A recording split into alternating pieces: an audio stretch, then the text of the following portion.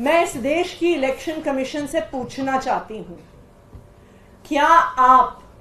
Bharatiya Janata party का एक अनुषांगिक संगठन बन गए हैं?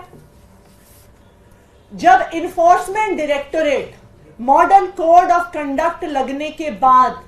एक सिटिंग चीफ मिनिस्टर, एक ऑपोजिशन के प्रमुख चेहरे,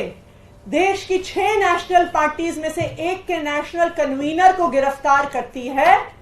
तो क्या इलेक्शन कमीशन ईडी को नोटिस भेजती है? जब इनकम टैक्स डिपार्टमेंट देश की एक बड़ी ऑपोजिशन पार्टी कांग्रेस पार्टी का बैंक अकाउंट सील करती है,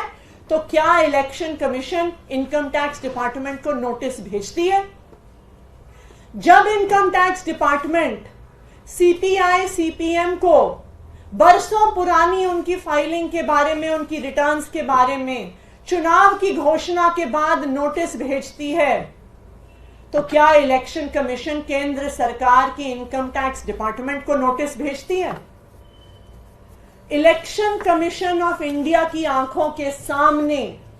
केंद्र सरकार, भारतीय जनता पार्टी शासित केंद्र सरकार सीबीआई का, ईडी का, इनकम टैक्स डिपार्टमेंट का खुलेआम मिसयूज कर रही है इलेक्शन से पहले।